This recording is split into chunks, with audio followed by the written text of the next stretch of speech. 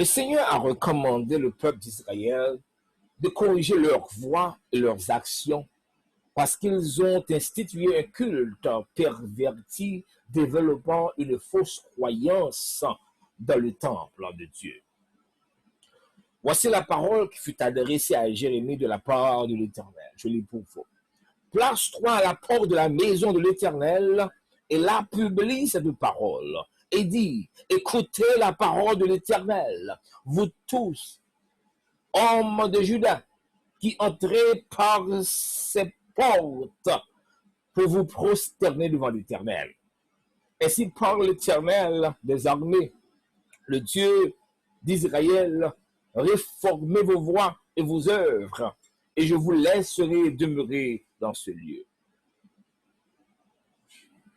Comme le prophète Jérémie, Martin Luther, le 31 octobre 1517, se plaça à la porte de l'église de la Toussaint de Wittenberg pour lancer la réforme protestante quand il y placarda ses 95 thèses.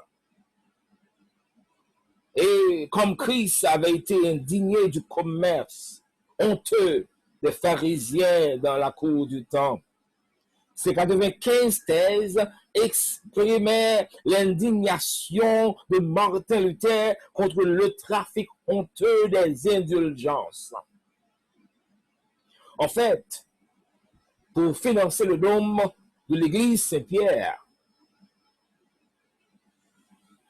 l'église Saint-Pierre de Rome, le pape proposa le pardon des péchés contre la vente d'indulgences.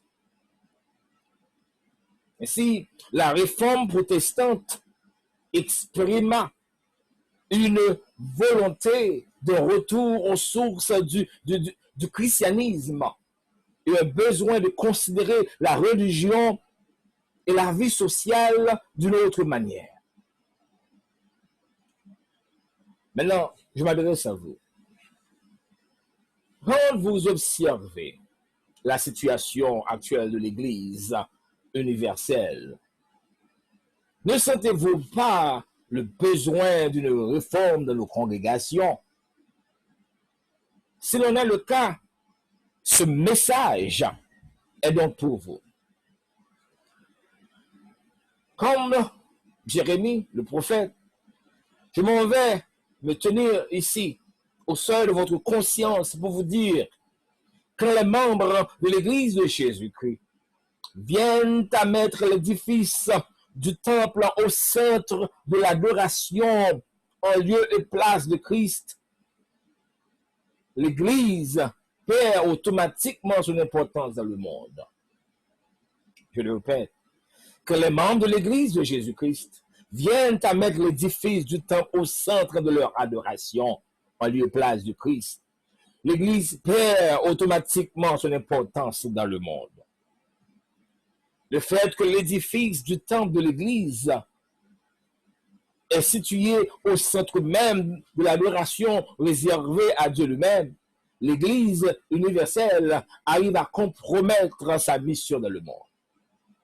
Oui, l'Église universelle compromet sa mission dans le monde pour avoir érigé leur temple au centre de l'adoration due à Dieu lui-même. Oui, elle compromet sa voix, elle compromet sa communion, elle compromet son ton moral dans le monde. Le Seigneur a donné cet avertissement au peuple juif, disant, si vous réformez vos voies et vos œuvres, si vous pratiquez la justice envers les uns et les autres, si vous n'opprimez pas l'étranger, l'orphelin et la veuve, si vous ne répandez pas en ce lieu le sang innocent, si vous n'allez pas après d'autres dieux pour votre malheur, alors je vous laisserai demeurer dans ce lieu, dans le pays que j'ai donné à vos pères d'éternité en éternité. Je m'en vais considérer ces avertissements adressés au peuple juif pour refléter sur la situation de l'Église contemporaine. Si vous réformez vos voies et vos œuvres. L'Église compromet sa voix dans le monde. Jésus déclare dans le sermon sur la montagne, dans Matthieu chapitre 5, le verset 13, je lis pour vous, vous êtes le sel de la terre, mais si le sel perd sa saveur, avec quoi la lui rendra-t-on? Il ne sert plus qu'à être jeté dehors et foulé aux pieds par les hommes. Quelle devrait être la voix de l'Église dans le monde? L'Église devrait, dans tous les aspects de sa vie, représenter Jésus dans le monde. Pour pouvoir remplir cette tâche, elle devrait viser avant tout la gloire de Dieu. Soit donc que vous mangez, soit que vous buviez, soit que vous fassiez quelque autre chose, dit l'apôtre Paul, faites tout pour la gloire de Dieu. 1 Corinthiens 10, verset 31. Mais l'Église arrive à compromettre sa voix. L'Église n'arrive pas à répondre à cette responsabilité parce qu'elle se détache de l'axe qui assure, qui tient sa motion dans le monde. Quand les roues d'un chariot ou d'une voiture se détachent de son axe, de leur axe, pouvez-vous imaginer les dégâts que cela peut causer? Cet incident m'arrive une fois avec ma première voiture aux États-Unis d'Amérique. Je me souviens un jour, je conduisais sur la route 78. Ma voiture s'arrêta au moment même. J'allais prendre la sortie de la route.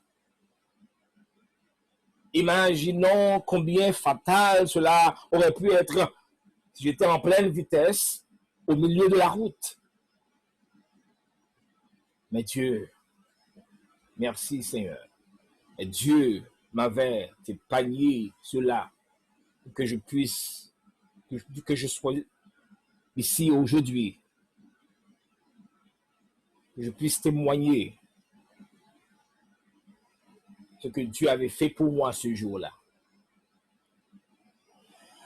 D'après Apocalypse chapitre 1er, Jésus est le centre de l'Église. Il est l'axe qui assure sa motion, qui la permet de demeurer un mouvement. Je veux bien dire, l'Église doit être un mouvement. Jésus devrait être au centre de toutes les activités de l'Église dans ce monde. Jean, en extase, décrit sa vision ainsi. Dit, je me retournais pour connaître quelle était la voix qui me parlait. Et après m'être retourné, je vis 7 chandeliers d'or. Le chiffre 7, bien sûr, chiffre de la perfection. Et les 7 chandeliers d'or représentent la totalité des églises d'alors et de tous les âges.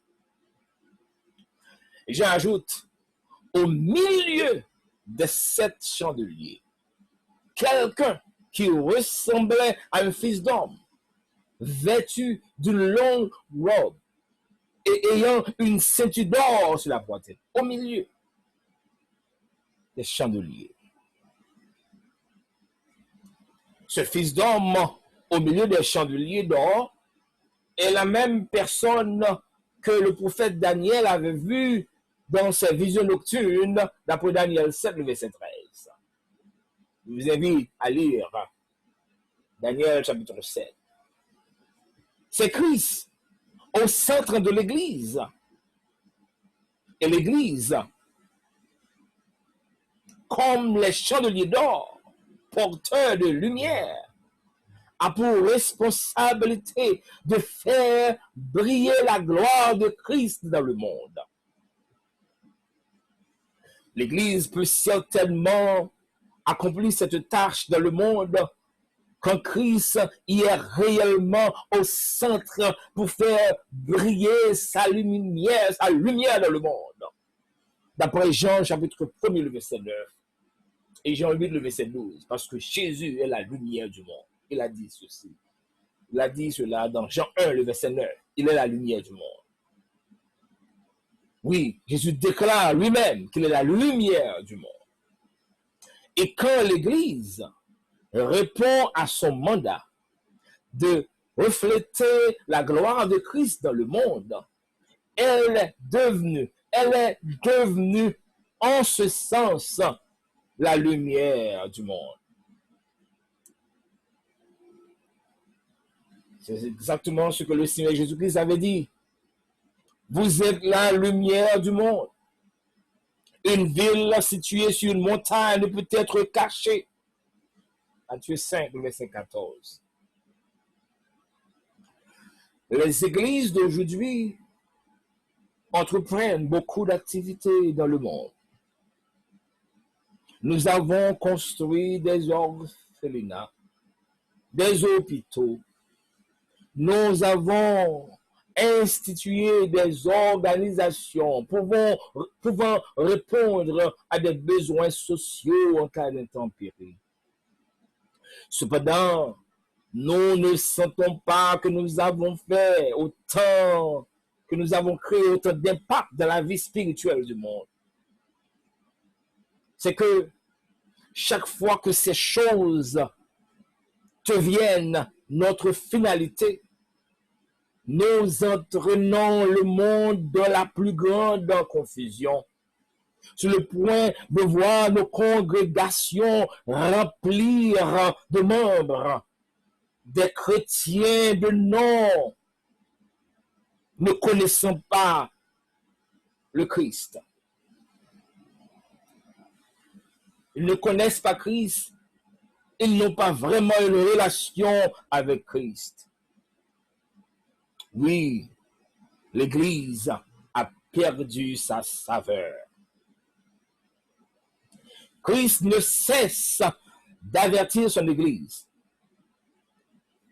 Un observateur avisé doit certainement voir le COVID-19, le coronavirus, comme un signe d'avertissement à l'Église. Oui, le COVID-19, le coronavirus constitue un signe d'avertissement à l'Église.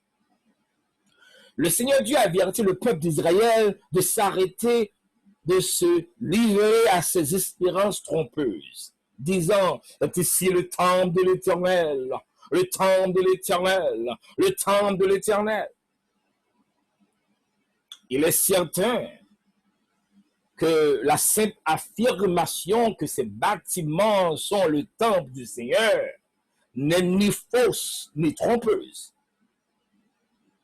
Ce qui est faux, c'est l'ensemble erroné de conclusions associées à cette déclaration. Premièrement, l'acte même d'adorer au temple garantit en quelque sorte la faveur de Dieu. Deuxièmement, l'existence du Saint-Temple du Seigneur dans leur ville et leur nation leur rend spéciaux aux yeux de Dieu. Troisièmement, le fait que le temple soit debout et non détruit garantit leur sécurité et renforce leur croyance dans l'inviolabilité de Jérusalem et de Juda. Le Seigneur a recommandé Juda de pratiquer la justice, de cesser d'opprimer les faibles et les nécessiteux, de cesser de verser du sang innocent et d'abandonner l'idolâtrie. Malheureusement, ils n'ont pas prêté attention à cet avertissement. Ils n'ont pas reconsidéré leur conduite et ils ont dû aller en captivité pendant 70 ans alors que le temple qu'ils adorèrent devenait un monument historique. Oui, il devrait être un mouvement pour Dieu dans le monde, au lieu d'être un monument. Maintenant, ils deviennent un monument. Le temple devient un monument.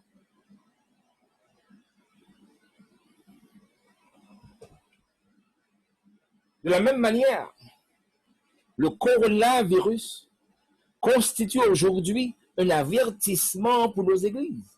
Un avertissement à nos églises. Nos congrégations sont empêchées d'adorer dans leur temple. Nos rassemblements ont été restreints et nos bâtiments abandonnés. Ceci est un signe avertissant l'Église de reconsidérer sa façon d'adorer le Seigneur, de cesser d'être des adorateurs du temple, des adorateurs de ministère, des adorateurs d'évêques, des adorateurs de vêtements, des adorateurs de ministère, pour devenir de vrais adorateurs qui adorent Dieu en l'esprit et en vérité. Aujourd'hui, je me tiens dans la porte du temple pour vous dire, écoutez la parole du Seigneur. Voici ce que dit le Seigneur des armées, le Dieu d'Israël. Corrigez vos voies et vos actions. Ne vous fiez pas aux paroles trompeuses. Scandale, ceci est le temple du Seigneur, le temple de Bethel, le temple de Shiloh, le temple Macédoine, le temple de Jérusalem, le temple de Morija, Église de Dieu de Sion, Église de Dieu, Mont des Oliviers, et j'en passe. Je vous le dis, que c'est le moment de reconsidérer nos voies. Sinon, nous raterons le vol de l'enlèvement de l'Église. Nous serons laissés en arrière. Eh bien, lorsque le temps prend la place de Dieu dans notre vie, nos voies ainsi que notre communion sont compromises. Je m'en vais à la deuxième partie de l'avertissement. Il dit, si vous pratiquez la justice envers les uns et les autres, oui, l'Église compromet sa communion dans le monde. C'est quoi la communion, la vraie communion?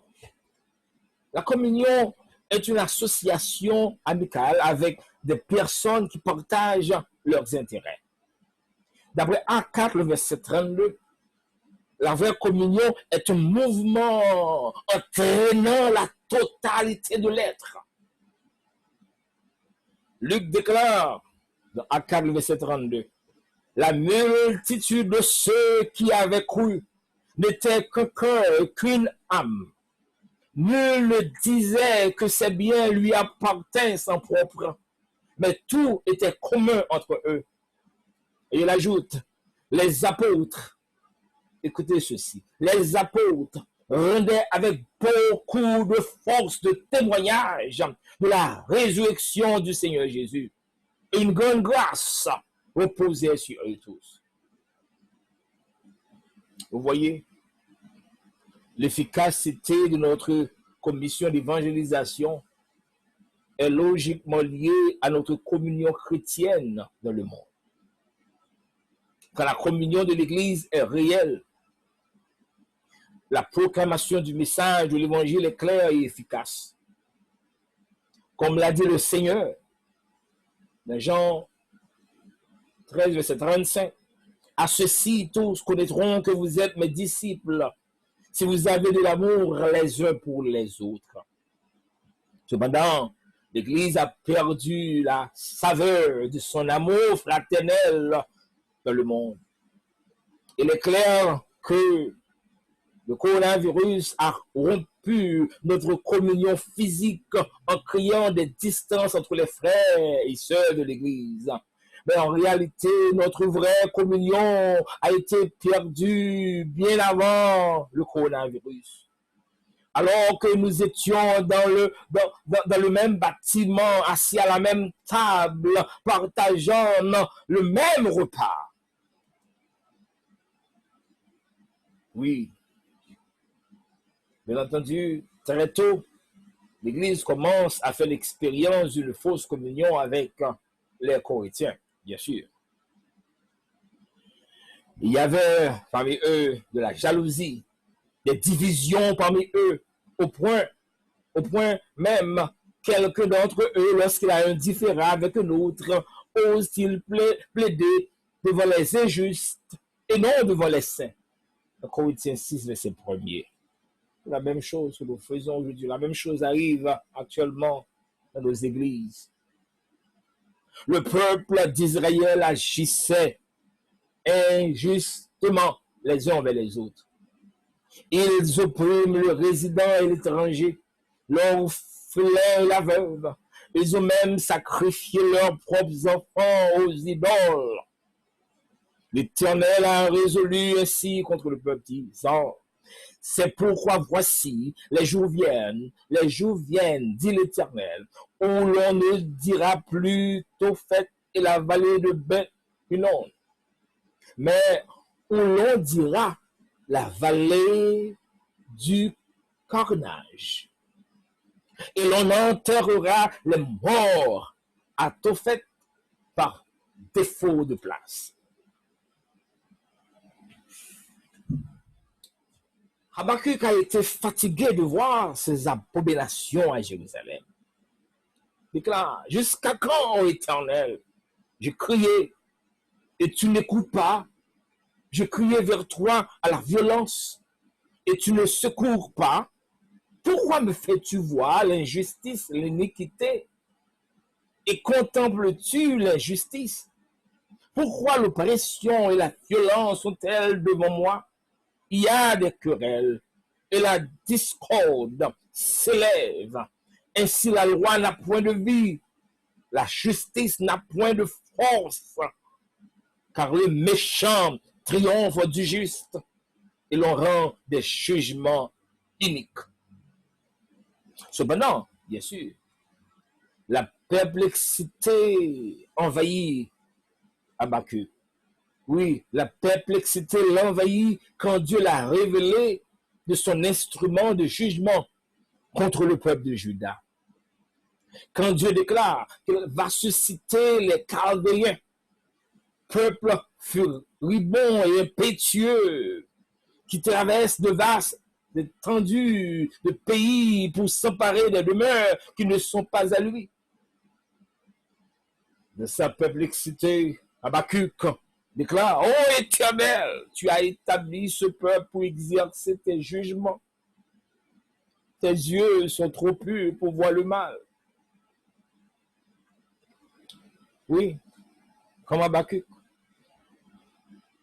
De la même manière, la situation actuelle du monde a ajouté la plupart des membres de l'Église, même des pasteurs, des théologiens, des bishops, des évêques de la confusion.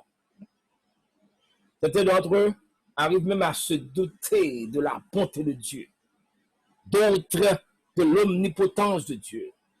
Cependant, il est clair que Dieu est en train de faire une chose nouvelle avec l'Église. Dieu est en train de faire quelque chose de nouvel. Avec le coronavirus, Dieu nous rappelle de retourner à l'Église du premier siècle, à l'Église primitive, où les croyants rassemblèrent dans leurs maisons, dans des catacombes, où les églises ne possédaient pas de temple pendant qu'ils adorèrent en esprit et en vérité. Cette situation nous rappelle les attitudes que l'Église devrait garder. Oui, les attitudes que l'Église, que nous devrions garder dans notre vie, que l'Église devrait garder de sa vie et le rapport mutuel en tant que témoin de Christ dans le monde. D'après Colossiens 3, le verset 1er jusqu'à la fin, je vous invite à lire le chapitre de Colossiens, chapitre 3. Et si donc vous êtes ressuscité avec Christ, cherchez les choses d'en haut, où Christ est assis à la droite de Dieu. Affectionnez-vous aux choses d'en haut et non à celles qui sont sur la terre. Parce qu'ils agissaient encore pire que les gentils, que les païens autour d'eux, contre les uns et les autres. Ils ne pouvaient pas représenter le Seigneur Dieu dans le monde. De la même manière, la mauvaise conduite de l'Église dans ce siècle l'a fait perdre son ton moral dans le monde. L'Église perd son ton moral dans le monde. L'Église perd son autorité morale dans le monde. L'Église a fait dire à son peuple, si vous n'opprimez pas l'étranger, l'orphelin et la veuve, si vous ne répandez pas en ce lieu le sang innocent, si vous n'allez pas après d'autres dieux pour vos malheurs, alors je vous laisserai demeurer dans ce lieu, dans le pays que j'ai donné à vos pères d'éternité en éternité. En d'autres termes, le peuple ne pourra pas demeurer dans ce lieu comme témoin du seul vrai Dieu dans le monde s'il continue dans cette voie. C'était un avertissement. Mais cependant, le peuple a perdu ce privilège. Le peuple perd son privilège. Ils ont perdu leur privilège en tant que royaume de prêtres dans le monde, en tant que témoin du seul vrai Dieu au monde. Laissez-moi vous parler de ce privilège. Le privilège est qu'il serve comme un royaume de prêtres pour le Seigneur Dieu, qui est le propriétaire de toutes choses. Ils ont été choisis comme le premier peuple par rapport au plan de rédemption de Dieu. En tant qu'une nation sainte, ils étaient censés être au sommet de toutes les autres nations dans le monde. Maintenant, dit le Seigneur, si vous écoutez ma voix et si vous gardez mon alliance, vous m'appartiendrez entre tous les peuples, car toute la terre est à moi. Vous serez pour moi un royaume de sacrificateurs et une nation sainte. Voilà les paroles que tu diras aux enfants d'Israël.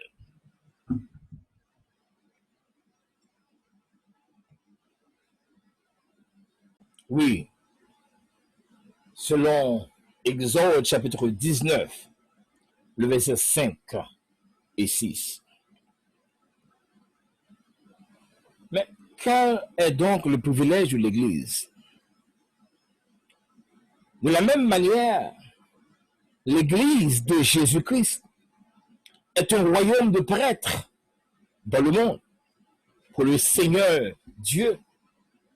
Pierre déclare dans le verset 9, disant, vous, au contraire, vous êtes une race élue, un sacerdoce royal, une nation sainte, un peuple acquis, afin que vous annonciez les vertus de celui qui vous a appelé des ténèbres à son admirable lumière. Et il ajoute, ayez au milieu des païens une bonne conduite, afin que la même où ils vous calomnient, comme si vous étiez des malfaiteurs, ils remarquent vos bonnes œuvres et glorifient Dieu au jour où il les visitera. Il est donc évident que notre influence est un résultat de notre conduite dans le monde.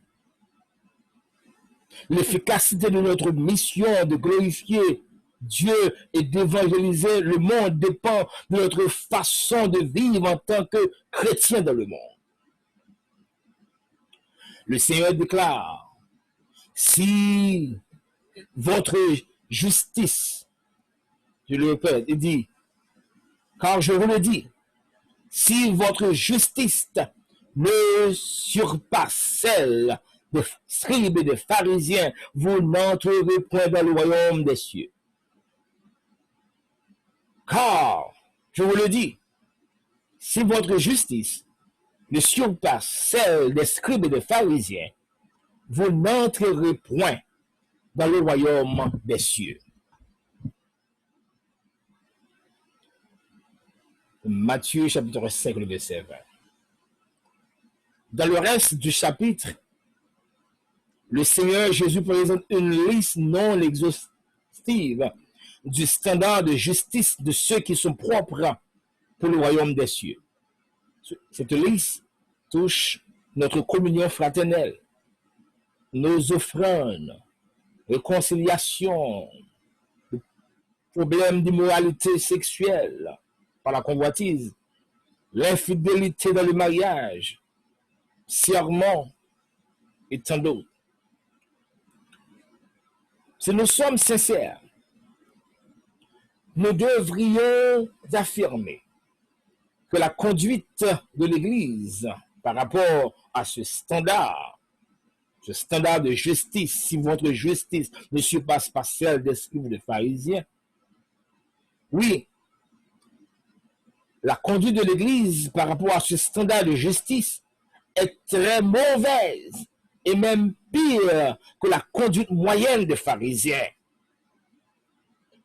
Nous avons compromis notre autorité morale pendant que la soif spirituelle du monde, plus que jamais, se fait sentir.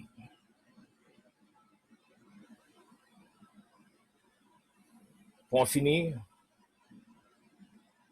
l'Église compromet sa voie chrétienne, sa communion fraternelle et son autorité morale, on ne veut pas dire son ton moral dans le monde, parce qu'elle adore le temple de Dieu au lieu de Dieu, au lieu d'adorer Dieu. Si l'Église a échoué, Dieu n'a pas échoué dans l'exécution de son décret. Comparativement au temps de Daniel, Dieu est en train de s'approcher encore plus près dans l'exécution de son dessein pour le croyant. Ouvrez vos yeux et voyez qu'il est sur le point de créer de plus grands impacts, notre plus grande faiblesse.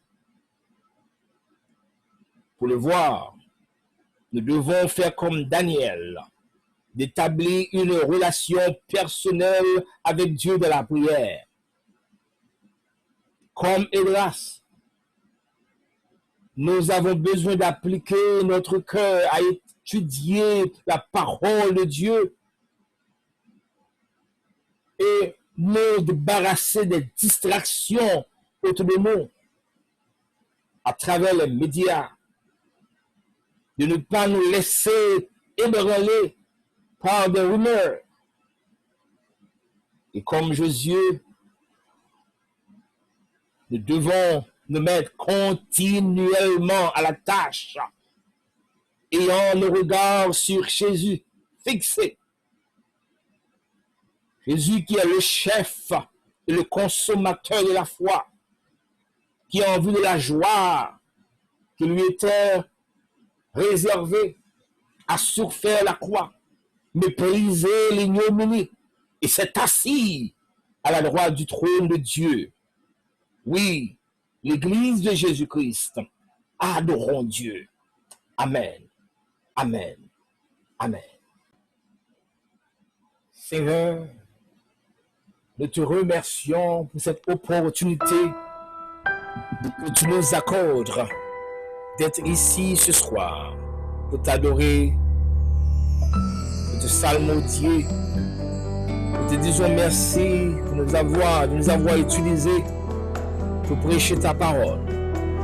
Nous te demandons de toucher des cœurs avec par le biais de ce message que nous venons de prêcher. Nous te demandons de nous aider à être un instrument de bénédiction en ta main. Et c'est la prière que nous t'adressons au nom de ton Fils Jésus qui vit et qui règne au siècle des siècles. Amen.